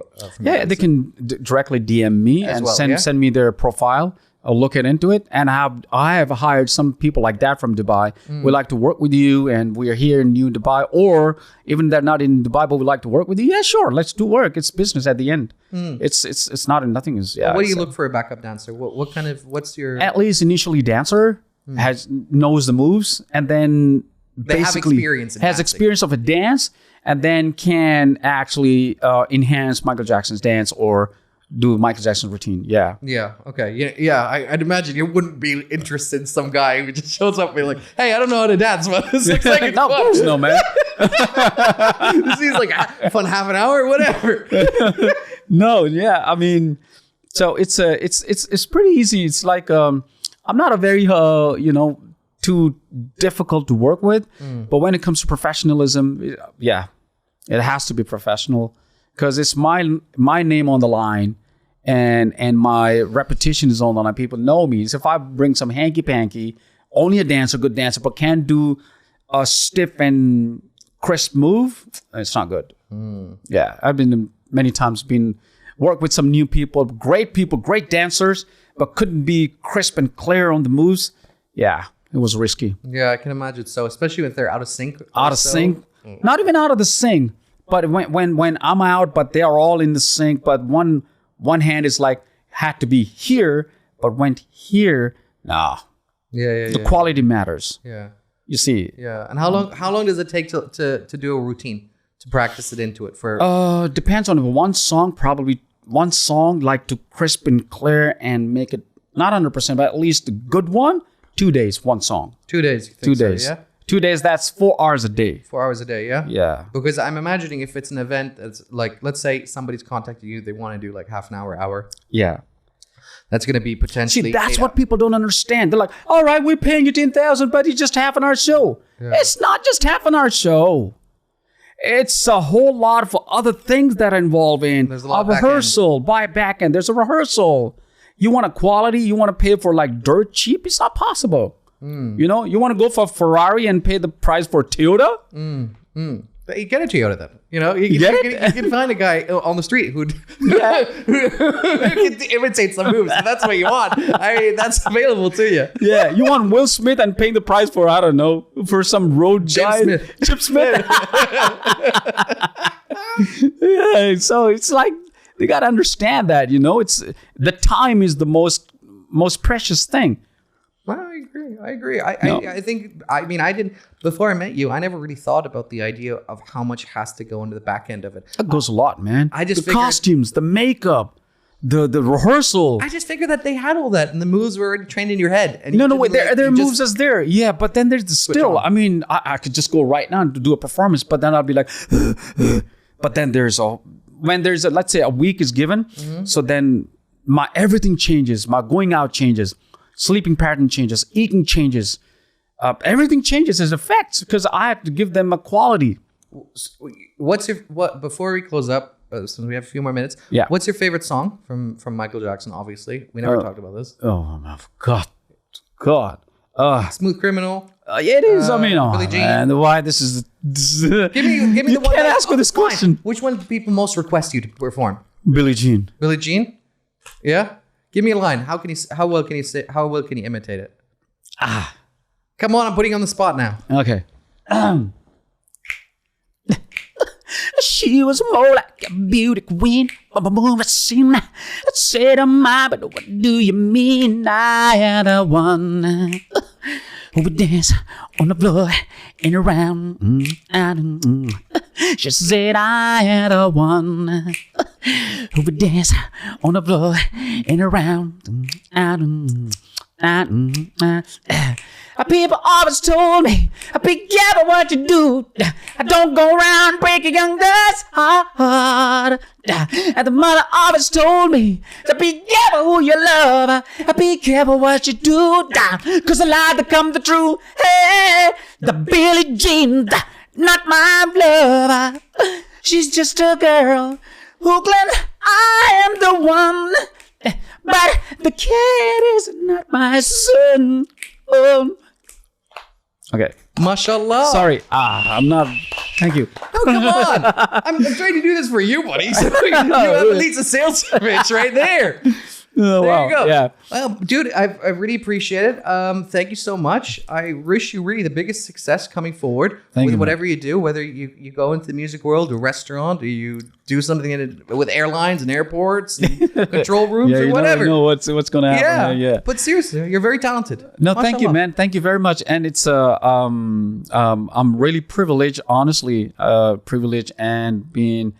I was overwhelmed the way that you do the things right now, and respect and love for people like yourself. Oh, you don't have to. And no, I really mean it. From all across the world, and to all the fans and all the people who appreciate, who even one single clap, that means a lot to me. Sincerely. Well done. Can you clap as well, you moron? Look at the way he's clapping. Man, I love his hairstyle, by the way. I must tell that. It's Yeah. pretty impressive. The man is really good. Yeah, it is a comedy piece. It's pretty impressive. But if somebody wants to reach out, if it's still recording, somebody wants to reach out, how do people reach out to you then? Whatever. I don't mind. We'll give you the videotapes and we'll do the snippets for you. Okay. And you can use it as a sales promotion or whatever. You can use the whole video. I don't care. Okay. My opportunity was that I got to meet you. No, thank you. It's seriously.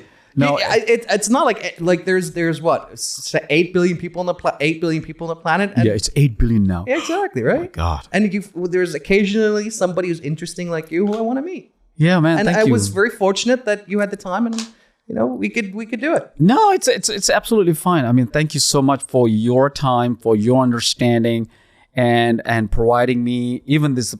By the way, on the record, this is my first podcast. Yay! With you. Where's my 100? I hope you enjoyed it.